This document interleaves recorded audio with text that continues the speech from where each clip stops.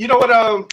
Since we was talking about defensive pressure, I wanted to ask Guy about when you hear about different blitzing a gap. Guy, can you break down what is that? Like, what are the different gaps that you could blitz? I don't Not know. mine. I'm just playing. Uh, every for defenses, there are assignments that you partake. As you look at the A gap is over the center on the offense. This is an offensive line. Right here, if I'm not mistaken, I don't know if it's called that because I'm not like as astute as these football players we have on here. But if I'm not mistaken, this looks like a balanced offensive line because you have tight ends on both sides. Your A gap in the middle is usually to the left and the right of center. Your B gap is usually the right guard and the left guard. Your C gap is right there at the right tackle, the left tackle. And if there's a tight end, there's a D gap. A lot of times you'll see formations where there's like a single tight end. And the way that you can look at that is that's actually, if there's a single tight end, the tight end side is the strong side. Each one of these gaps, the defense has a responsibility as far as what they're responsible for. Uh, in this next illustration, I'm just showing a nickel defense. The reason why I did that, because if I'm not mistaken, as I look at it, Bears do have a base 3-4, but they run a lot of nickel defense with like a four-man front. Um, you have in this here, you have as you look, I put the A, B, C, D gaps and to look at the responsibilities. Well, not the responsibilities right here. This is what the gaps look like. Pardon me for my PowerPoint, but I kind of slacked off and did it last minute. But it's relevant. As you can see, the A gap is where the center is. And now if you look at the defensive side, you've got the nose tackle sort of to the, well, it's to the left. Well, it's actually to the right of the center, the defensive end, the defensive tackles, the defensive ends. The next illustration, what I did is I actually did a side-by-side with that same grid with the ABC gap. And with the lines here that shows that the gap responsibility in this particular nickel defense, the defensive end is actually responsible for more so like a C gap. Well, we'll start on this other side. The nose tackle actually is in here between the A and the actual A gap. It's actually to the left guard's right shoulder. The defensive tackle is the same thing on the other side. As you look at defensive end here on one side, if I'm not mistaken, in some single one gap defenses, there's a lot of times there's one guy who actually has a two gap responsibility. In this illustration, you've got the defensive end on the actual strong side that's responsible for two gaps, and that gap is the C gap and the D gap. And as we go to the next illustration, we actually have the linebackers gap responsibility. You got the Mike and the Will, as you can see, going through the tackle and the guard. And as we go through the tackle and the guard, we look like a B gap for the Mike, and between the A, like through the A gap for the Will. There's a variation in different types of defensive schemes where this is, and I'm just kind of making it as vanilla as possible because you can get into gap responsibility, you can get into like the number schemes and all that. And the one that I forgot also is, I'm sorry, I forgot to illustrate what happens in the nickel, because the nickel was demonstrative of a nickel defense is they take out the strong side linebacker, replacing with the nickel back, and the nickel back is usually on the side right. If we're looking at the cameras, right to the left of the defensive end right there. And he kind of sort of has three responsibilities. He has to go in coverage, he has to do wide receiver, and he also has to come on the outside of the tight end as well. Different types of hybrid defenses have different types of gap responsibility. There's a plus and a minus side to running like a nickel. The plus side is because there's so many different hybrid offenses, and they're like pass happy. It allows for a faster defense, because what happens is you take out, in some instances, for the most part, your nickel back is going to be a little bit faster. It's going to be replaced with a safety.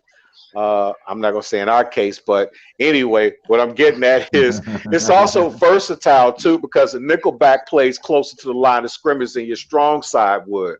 And it provides a lot of opportunities for a lot of blitz packages, like extra pressure, more run support. It can be confusing because you can also disguise it in different things, and it can be simple and complex. But the downside to it is it opens up more space. You know, there's fewer people for the offensive line to block. There's more room to run, and also you can substitute skill and not to kind of clown nobody, but when you taking a guy out or one of our linebackers out and you putting Buster Screen in as your nickel back, you can kind of see what happens. But I can let you defensive guys take it from here. Hopefully, I did a little justice. Great Good job. job, guy. Great Good job. man. Almost Thank you, did a buddy. Yeah. Fred Sanford on Buster Screen. Boy, y'all be scamming me. Oh, I'm coming, Esther. What's up coming to join you, honey? Another thing that happens with that gap Well, defense same difference. is we get to just Huh? talk about basic physics. You got Uh-huh. linebackers who are much bigger and stronger, and they can impose their will and their physicality much better closer to the offensive line. When you replace that with a smaller defensive back, you're giving up 20, 30 pounds.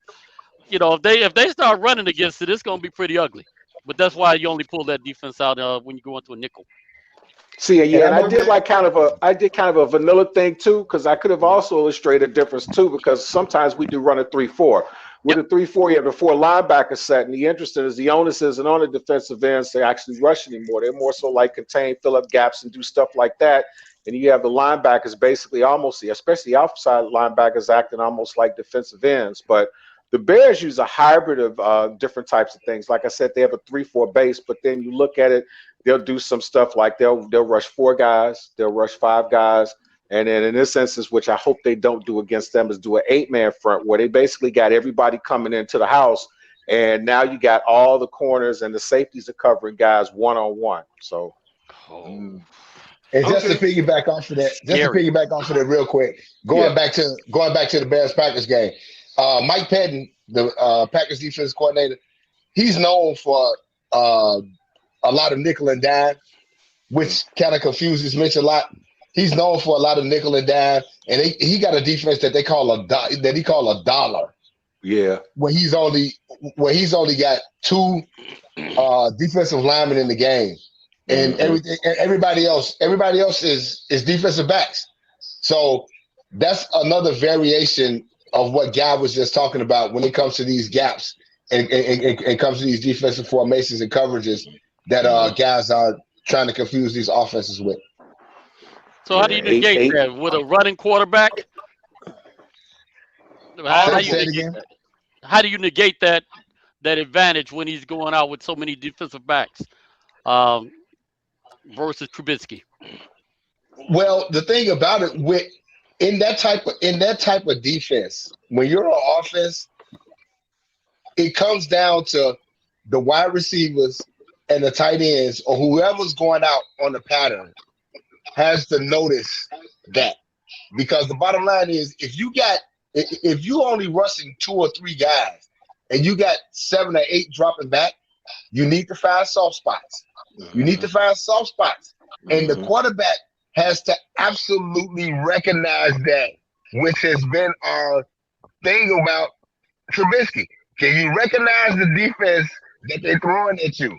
If you can recognize the defense, you can beat that defense. But if you don't recognize it and you processing the information too late, it's going to wind up in the pit. Okay. You know what? And something else real quick that I wanted to say about defenses, and it's not to dumb anybody down and put anybody in a Front Street or whatever, but a lot of times I've been in places where I'm watching a game and I hear a guy and dude gets burnt, guy gets a touchdown. Why did old boy do this? And I'm like, that's not his assignment. If you got like a strong safety over here, free safety's getting burnt. Now I can understand if the ball is in the air, but if they snap the ball and they're dropping back, if that free safety sees him getting burnt and he runs over there, guess what? His assignment guy is tippy-toeing down the sideline. You can't blow assignments. And a lot of those gap formations are made such, like, for example, I did the 1 gap. You have a lot in like 4-3s and stuff that are 2 gap responsibility. And what that does is it's almost like the reverse of what happens when you have a fullback and a halfback. A fullback rushes in to create a hole and a halfback runs through it. Well, on the defensive side, they have 1 guy that comes in that basically takes that fullback out and it brings the other guy to come in to make the tackle. So when they were talking about different type of zone defenses, what I was trying to get at, and I kind of sort of didn't say it like I should have, kind of explained it, but our defense is not as strong. Our offensive line, rather, is not as strong to run like offensive zone blocks. So, like when I was saying that we haven't done a great job with it. When Lays is like telling the offensive line, you're gonna do a zone block, they're like, for real? And it was almost like a vote of confidence from them for Lazy to say, okay, we haven't been doing this good, but you got enough confidence for us to do it. And doggone it, they came in and they created a hole about as big as Montana, man. Because if you look at our offensive line, our guards and our centers, our interior have been getting to the second level, which has created the holes for David Montgomery to run through. And that's what the zone blocking is all about. If you can get to the second level as an offensive lineman, you create holes for your running back to run through. Jay, I'm glad you brought up offensive line. I know from the very first broadcast, you have said that the Bears need to run I formation. And I thought after the guy had just explained about the gaps, I thought just for those who might not know, like, what is I formation? And Nagy even made a comment, I think it was last year or early this year, I think it was last year, where he said, I didn't come here to run the I formation. And a lot of us who are old school, maybe played football in the 80s and 90s, the I formation was pretty popular. But just for those who don't know, I want to go to some of those formations that you would see, 5 most common offensive formations. Okay, let's go to the first one. Okay, the first one, what you see a whole lot in the NFL, is the shotgun formation. Shotgun formation is basically the quarterback is about 5 yards from the line of scrimmage, and you usually see the running back more than often to his right. Let's go to the next slide. Okay, then you have what you see too a lot, and a lot of this right here with the single back formation. It became very popular with Barry Sanders, where you had the single back there by himself, and the quarterback is on the center. But there's no fullback because a lot of teams are running 3 wide receiver sets.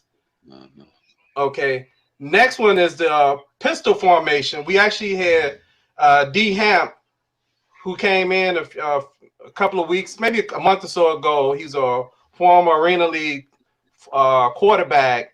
And we asked him a question about the pistol. The pistol formation that D. Hamp is playing became popular with Kaepernick.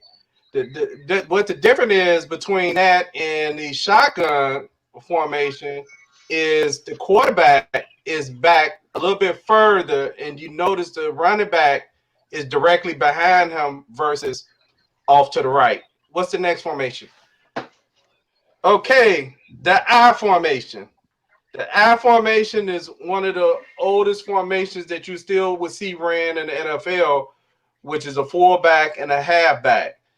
You know, so basically what you see more so in the game today, where you will see, when you see I formation, you'll see it like this. But actually, there are some variations of this I formation that you may have. You know, I didn't put on my presentation, but you can have an offset I. An offset I would be where that fullback is maybe over to the right or left, and they call that an offset. And some offenses, they even call it a crooked I formation. You know, I think is that anymore?